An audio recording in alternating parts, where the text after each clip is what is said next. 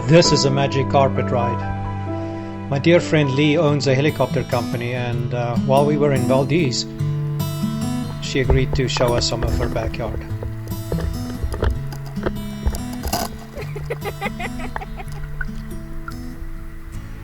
This is nothing short of spectacular.